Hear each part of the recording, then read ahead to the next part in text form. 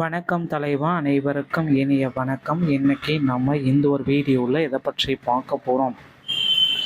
தமிழகத்தில் கடன் தள்ளுபடி, நகைக்கடன், விவசாய கடன், அனைத்து வகையான எந்தெந்த கடன்கள் இருக்கோ அந்த கடன்கள் எல்லாமே தள்ளுபடி, நகைக்கடன் தள்ளுபடியை குறித்து சில முக்கியமான தகவல்களை இந்த ஒரு வீடியோவில் முக்கியமாக நம்ம பார்க்குறோங்க.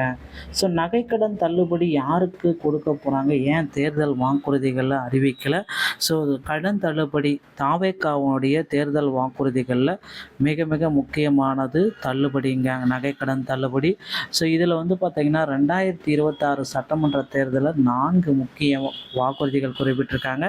தமிழகத்தில் கூட்டுறவு வங்கிகளில் பெறப்பட்ட தங்க நகைக்கடன் மற்றும் விவசாய கடன் தள்ளுபடி செய்வது குறித்து தேர்தல் வாக்குறுதிகள் தற்பொழுது ஆலோசனைகளை பற்றி விளக்குகிறது.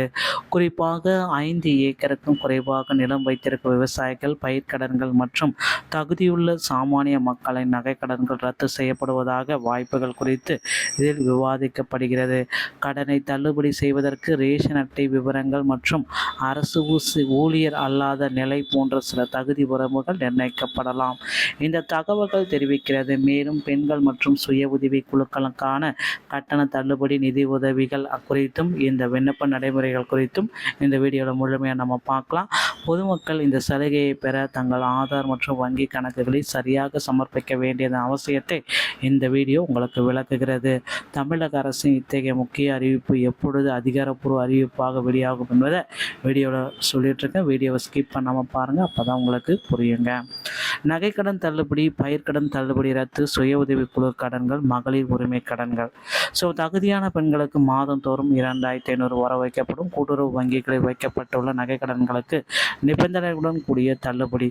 சுய உதவி பழைய கடன்கள் ரத்து மற்றும் 5 லட்சம் வரை வட்டியில்லா புதிய கடன்கள். 5 ஏக்கருக்கும் குறைவான விவசாயிகளுக்கு 100% தள்ளுபடி.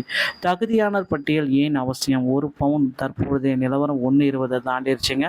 1 பவுன் தள்ளுபடி என்றால் ஒரு குடும்பத்திற்கு 6 லட்சம் சுமார் செலவு. 5 பவுன் தள்ளுபடி.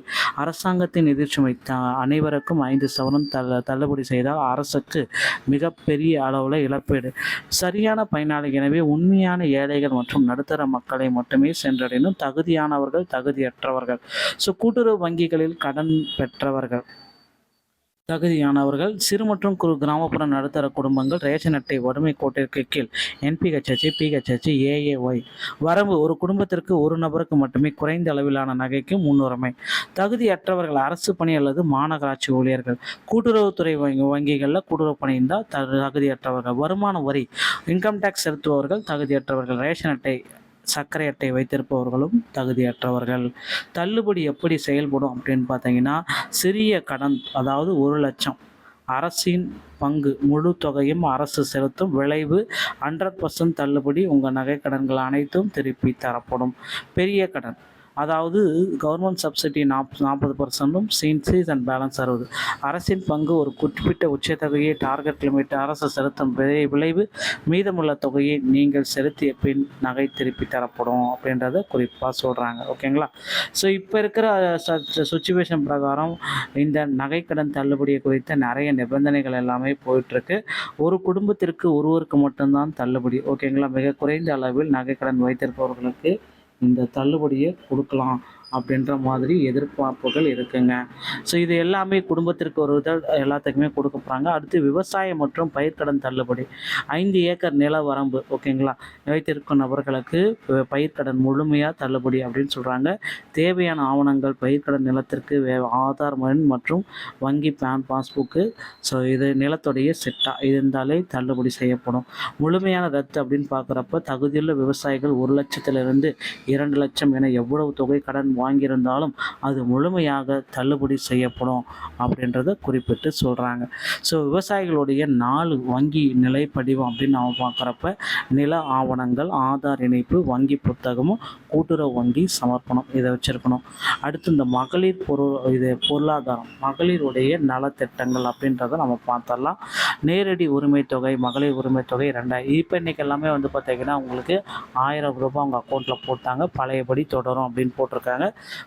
கூடிய விரைவில் பயனாளிகள் வங்கி கணக்கு நேரடியாக 2500 ரூபாய் வரவு வைக்கப்படும் அப்படின்ற அறிவிப்பு வரலாம். இது குடும்பத்தின் பொருளாதார தேவையை பூர்த்தி செய்யும். சுய உதவி குழு SGH பழைய கடன்கள் ரத்து மற்றும் புதிய மூலதனம். பழைய கடன்கள் சிறு மற்றும் குறு கடன்கள் 50,000 1 லட்சம் வரை கடன்கள் தள்ளுபடி செய்யப்படும். புதிய தொழிலை விரிவுபடுத்த 5 லட்சம் வரை வட்டியில்லா கடன்கள் வழங்கப்படும்.